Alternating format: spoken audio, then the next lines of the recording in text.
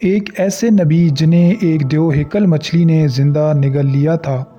آپ علیہ السلام مچھلی کے پیٹ میں کتنے دن تک رہے اور پھر اس مچھلی نے آخر کار آپ کو کہاں اگل دیا تھا؟ اس سارے واقعے کے پیچھے کی وجہ کیا تھی؟ اس ویڈیو میں ہم اس ہستی کے بارے میں جانیں گے جن کا نام قرآن مجید میں یونس اور توریت میں جنا کے نام سے آیا ہے۔ تو آئیے موضوع کا باقاعدہ آغاز کرتے ہیں۔ اس سے پہلے آپ سے گزارش ہے کہ اگر آپ چینل پر نئے ہیں تو چینل کو سبسکرائب کر دیں۔ حضرت یونس علیہ السلام دجلہ کے بائیں کنارے آباد عراق کے شہر موصل میں پیدا ہوئے۔ آپ علیہ السلام حضرت ہود علیہ السلام کی اولاد میں سے تھے۔ موصل کے مقابل نینوا نامی شہر تھا جو اس زمانے میں اپنے عروج پر تھا اور وہاں قوم سمود آباد تھی۔ اس شہر کی آبادی 1 لاکھ سے زیادہ تھی۔ حضرت یونس علیہ السلام کی عمر 28 سال تھی جب اللہ تعالیٰ نے انہیں اہل نینوا کی ہدایت کے لیے مامور فرمایا۔ قرآن کریم میں آپ علیہ السلام کا ذکر 6 سورہ مبارکہ میں آیا ہے۔ حضرت یونس علیہ السلام ایک عرصے تک نینوا کے لوگوں کو توحید کی دعوت دیتے رہے اور بت پرستی سے روکتے رہے، مگر اس قوم نے آپ علیہ السلام کی دعوت کو قبول کرنے سے انکار کر دیا اور غرور و تکبر میں مبتلا یہ قوم دیگر نافرمان قوموں کی طرح آپ علیہ السلام کی دعوت کا مذاق بھی اڑاتی رہی۔ جب ان لوگوں کی سرکشی اور نافرمانی انتہا کو پہنچ گئی تو اللہ تعالیٰ نے حضرت یونس علیہ السلام کو حکم دیا کہ قوم کو آگاہ کر دو کہ 3 دن کے اندر ان پر اللہ تعالیٰ کا عذاب آنے والا ہے۔ چنانچہ آپ علیہ السلام نے ان لوگوں کو اللہ تبارک و تعالیٰ کا یہ پیغام سنا دیا۔ یہ اعلان سن کر ان لوگوں نے آپس میں مشورہ کیا اور پھر اس نتیجے پر پہنچے کہ یونس علیہ السلام کو کبھی جھوٹ بولتے نہیں دیکھا گیا، لہٰذا ان کی بات کو نظر انداز بالکل بھی نہیں کرنا چاہیے، اور مشورے میں یہ بات بھی طے ہوئی کہ دیکھا جائے کہ اگر یونس علیہ السلام رات بستی کے اندر اپنے گھر میں مقیم رہتے ہیں تو سمجھ لو کہ کچھ نہیں ہوگا، اور اگر وہ یہاں سے کسی اور جگہ منتقل ہو جاتے ہیں تو یقین کر لو کہ عذاب ضرور آنے والا ہے۔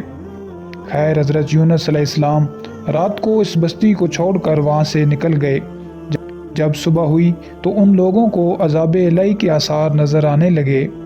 سیاہ بادل دھوئیں کی شکل میں ان کے سروں پر منڈلانے لگا۔ جب وہ ان کے قریب ہونے لگا تو ان لوگوں کو یقین ہو گیا کہ اب وہ سب ہلاک ہونے والے ہیں۔ دراصل حضرت یونس علیہ السلام اپنی قوم سے ناراض ہو کر چلے گئے تھے، مگر انہیں اللہ تعالیٰ کی طرف سے وہاں سے نکلنے کا حکم نہیں دیا گیا تھا، اور وہ عذاب کی اطلاع دینے کے بعد اللہ تعالیٰ کی اجازت کے بغیر وہ علاقہ چھوڑ کر چلے گئے تھے۔ عذاب الہی دیکھ کر جب اس قوم نے توبہ و استغفار کی تو اللہ تعالیٰ نے اس قوم کو معاف کر دیا، کیونکہ اللہ تعالیٰ کسی بھی قوم کو اس وقت تک عذاب نہیں دیتا جب تک وہ اپنی حجت پوری نہیں کر لیتا۔ جب یونس علیہ السلام نے اس قوم میں مہلت کے آخری لمحے تک نصیحت کا سلسلہ جاری نہیں رکھا اور اللہ تعالیٰ کے مقرر کردہ وقت سے پہلے اور اللہ تعالیٰ کی اجازت کے بغیر ہی ہجرت کر گئے تو اللہ تعالیٰ نے اس قوم کو عذاب دینا گوارا نہ کیا اور انہیں معاف کر دیا۔ جب حضرت یونس علیہ السلام فرات کے کنارے پہنچے تو وہاں ایک کشتی دیکھی جس میں لوگ سوار تھے۔ آپ علیہ السلام بھی اس کشتی میں بیٹھ گئے اور کشتی وہاں سے روانہ ہو گئی۔ جب کشتی وسط میں پہنچی تو دفعتاً ٹھہر گئی۔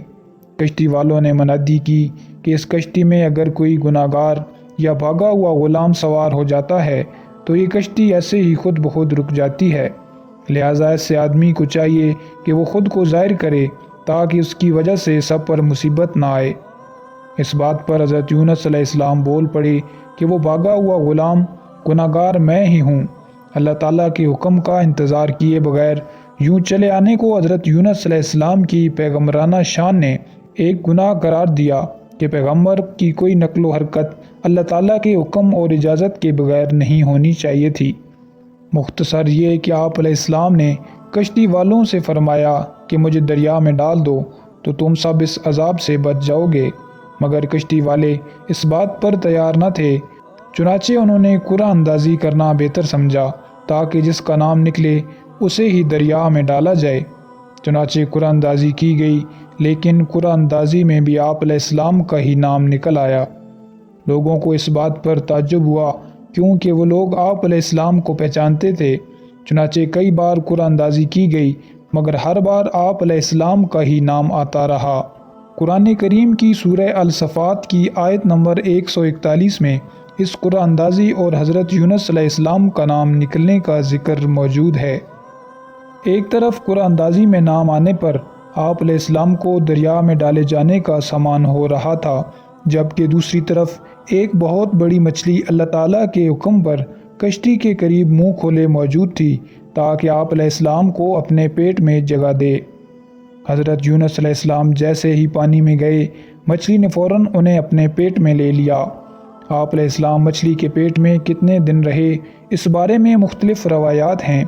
حضرت عبداللہ بن مسعود فرماتے ہیں کہ حضرت یونس علیہ السلام مچھلی کے پیٹ میں 40 روز رہے۔ یہ انہیں زمین کی تہہ تک لے جاتی اور دور دراز کی مسافتوں میں پھراتی رہی۔ بعض لوگوں نے 7 دن جبکہ بعض نے 5 دن مدت لکھی۔ بہرحال حقیقت حال تو اللہ تعالیٰ ہی کو معلوم ہے۔ اس حالت میں حضرت یونس علیہ السلام نے اللہ تعالیٰ سے دعا کی، لا الہ الا انت سبحانک انی کنت من الظالمین۔ اللہ تعالیٰ نے آپ علیہ السلام کی دعا قبول فرمائی اور مچھلی نے آپ علیہ السلام کو صحیح سالم حالت میں دریا کے کنارے پر اگل دیا۔ مچھلی کے پیٹ کی گرمی کی وجہ سے آپ علیہ السلام کا جسم نوزائیدہ بچے کی طرح بالکل نرم و ملائم ہو گیا اور ان کے بدن پر کوئی بال نہ رہا تھا، اور آپ علیہ السلام کی حالت بہت نحیف و ناتواں ہو چکی تھی۔ اس کے بعد اللہ تعالیٰ نے ان کے لیے ایک بیلدار درخت اگا دیا جس کے سائے میں وہ ایک جھونپڑی بنا کر رہنے لگے، اور وہاں پر اللہ تعالیٰ نے ایک جنگلی بکری کو بھیج دیا جو صبح شام آپ علیہ السلام کو دودھ پلا کر واپس چلی جاتی تھی، حتیٰ کہ آپ علیہ السلام مکمل طور پر صحت مند ہو گئے۔ چند دن بعد ایسا ہوا کہ حکم خدا سے اس بیل کی جڑ کو کیڑا لگ گیا اور اس کی جڑ کو کاٹ ڈالا۔ جب بیل سوکھنے لگی تو یونس علیہ السلام کو بہت غم ہوا۔